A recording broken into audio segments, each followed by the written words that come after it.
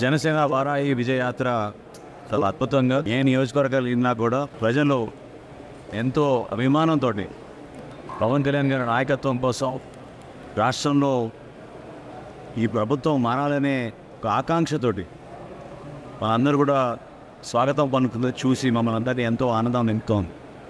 ఈరోజు తాడేపల్లిగూడెంలో సాయంత్రం 5ంటికి బొలిశెట్టి శ్రీనివాస్ గారి ఆధ్వర్యంలో అక్కడ ఏర్పాటు చేసి బహిరంగ సభలో ఖచ్చితంగా పవన్ కళ్యాణ్ గారు ఏ విధంగా ప్రజల పక్షాన జనసేన పార్టీ నిలబడి పోరాడుతుందో, ఏ విధంగా ఒక చక్కటి భవిష్యత్తు ఒక భరోసా ఇచ్చే బాధ్యత జనసేన పార్టీ క్షేత్రస్థాయిలో ప్రజా క్షేత్రంలో నిలబడి పోరాడుతుందో, సమస్యలపైన ప్రజలకి అర్థమయ్యే విధంగా వివరించే విధంగా ఒక ప్రతిపక్ష పార్టీగా మేము తీసుకున్న ఈ బాధ్యతని నెరవేర్చే విధంగా కష్టపడి దాదాపు 30 రోజుల నుంచి అనేక ప్రాంతాల్లో పర్యటించుకుని ఈరోజు తాడేపల్లిగూడెంలో ఒక సభ నిర్వహించుకోబోతున్నాం.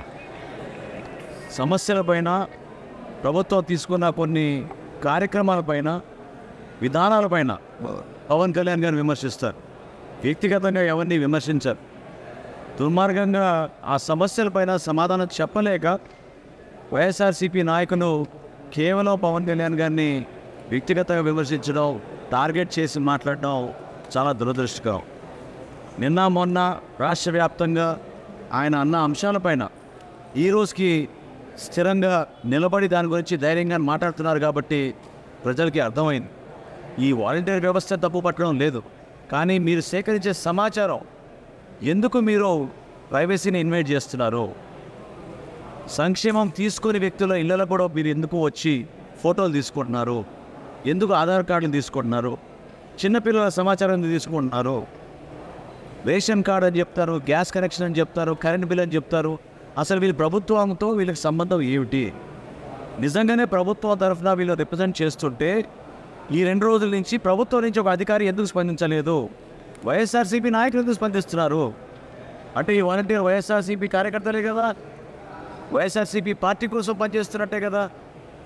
జనసేన పార్టీ చాలా లోతుగా అధ్యయనం చేసి సమస్య గురించి లోతుగా అర్థం చేసుకొని ఎంతోమంది మా జనవాణి కార్యక్రమంలో పవన్ కళ్యాణ్ గారి దృష్టికి తీసుకొచ్చిన తర్వాత దీని గురించి పవన్ కళ్యాణ్ గారి సమాచారం తెప్పించుకుని ప్రజలకు అర్థమయ్యే విధంగా మాట్లాడుతున్నారు. ఇంత అలజడి దేనికోసం? ఒక ఓటర్ ఎన్యుమరేషన్ కోసమా?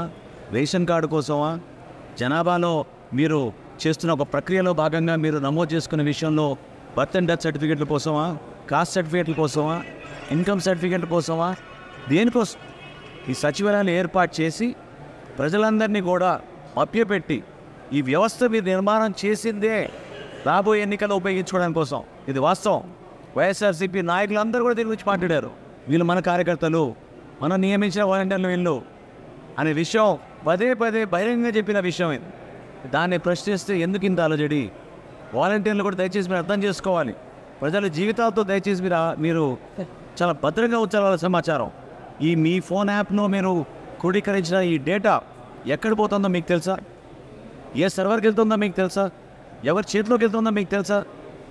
దయచేసి మీరందరూ కూడా అర్థం చేసుకొని మీరు పవన్ కళ్యాణ్ గారు మాట్లాడేది మన భవిష్యత్తు కోసం, మన భద్రత కోసం, మన ఆడపడుచుల కోసం, మన బిడ్డల కోసం, వాళ్ళ భద్రత కోసం ఆయన మాట్లాడుతున్నప్పుడు ఈ వ్యక్తిగత విమర్శలు మీరు మానుకొని వాస్తవాలు ఇప్పుడైనా సరే ప్రభుత్వం నుంచి అధికారులు, వైఎస్ఆర్సీపీ నాయకులు కాదు, ప్రభుత్వంలో ఉన్న అధికారులు ఎవరైతే దీని గురించి ఈ కార్యక్రమం గురించి బాధ్యత తీసుకున్నారో వాళ్ళు వచ్చి వివరించండి. ఎందుకు ఇన్ని డేటా మీరు కరెక్ట్ చేస్తున్నారు? 15 నుంచి 23 ఫీల్డ్స్ ఆఫ్ డేటా మీరు కరెక్ట్ చేస్తున్నారు ప్రతిసారి. అది ఎక్కడికి వెళ్తోంది?